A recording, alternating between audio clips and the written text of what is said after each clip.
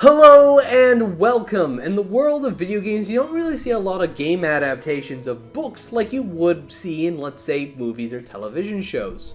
But what would happen if you were told to make a movie licensed games that's based on a book for a film that isn't finished yet? Well, as Kryptonite Games shows, you don't adapt the unfinished film, but instead, the book.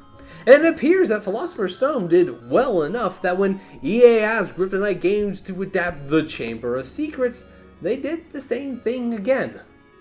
But was it successful, like the last one, or maybe even better? Well, let's find out.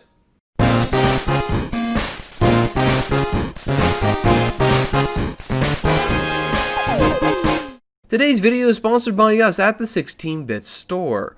Organize and display your games and systems with our 3D printed display stands. They are designed and printed by us to fit your games and systems comfortably so they can be displayed beautifully.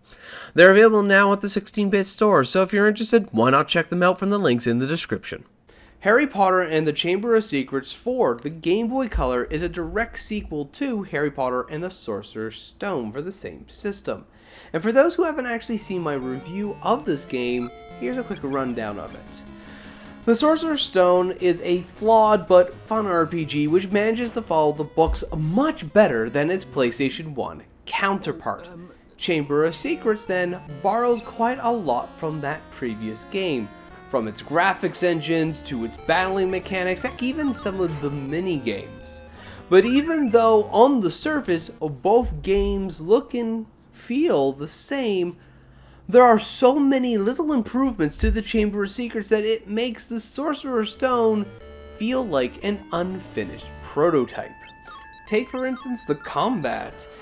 It's still mostly the same as before, but this time the spells are color coordinated and given icons to help ease navigation, whereas before it was a sort of unsorted list. The game also helps you more by telling you point blank what the enemy's weaknesses are with the Folio Bruti and the information spell.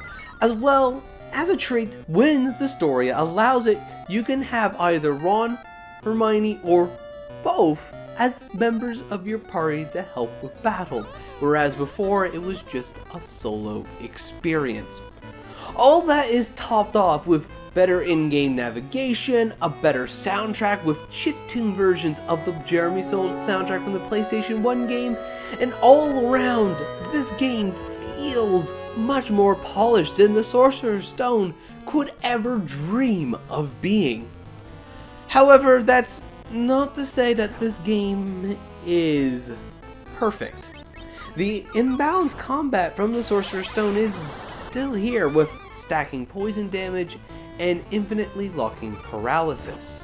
And I'm sad to say that this game still has the same non-existent difficulty curve, almost actively discouraging exploration and combat inside the castle, which has been beautifully redesigned, with hints on how to actually explore it. So, adding all that has been added into this game, you can really see that this game is kind of taxing the Game Boy Color's hardware. Even still, I would have wished they left a little bit of space in so that they could tell you how to do the more nuanced things, since the included in-game manual is kind of useless. You really do need to have a strategy guide in order to get the most out of this game. But on a positive note, I now know that you learn new spell upgrades by using the spell in battle continuously, and that not everyone can upgrade all their spells. Seriously, why isn't this explained anywhere? The game's story is an abridged retelling of the Chamber of Secrets, but this time, a lot less fetch quests, instead leaving that to semi-optional quests which will net you some pretty amazing gear or new spells most of the time. But the rest of the time it follows the book as closely as possible, with a few character dialogue changed here and there due to what appears to be hardware limits and sprite limitations. But all in all, I feel it's a pretty good retelling of the book, at least for a Game Boy Color game. The only issues which I have with this story is that this story can often get in the way of the gameplay, like separating out the party or dictating how you fight, because yes, having a wand backfire is true to the book, but it isn't enjoyable in actual combat. Other times though, it actually adds some arguably fun minigames that fits the story really well, like denoming the garden. And sure, some of these minigames aren't as fun as others, but there are a few which are more fun than they have any right in being. So, is this game worth getting today? And as a fan of the Harry Potter series and the Game Boy Color, I really do like this game. But I will admit, this game isn't going to be for everyone. As a Game Boy RPG, I feel this game isn't perfect, and heck, it's not even that good. There are absolutely better options on the table, and if you're looking for a Game Boy RPG, go get those before even touching this game. Where the Chamber of Secrets truly shines is how it adapted the book into a game.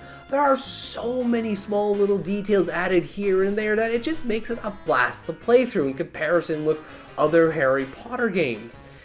And what is here feels pretty faithful to the series, at least as faithful as Kryptonite games could probably cram into a Game Boy Color. Is it perfect? Absolutely not. But I do feel it's really fun, nonetheless. If you happen to run across this game, or you are looking out for it, I'd recommend you pick it up and play it. It's not that much, and it's a joy to play through. But if you're not that interested, it's still fun to play through. Just go through the rest of your RPG collection first. But anyways, that's all I have for today. Thank you ever so much for watching. Hope you have yourself a good day, and as always, take care.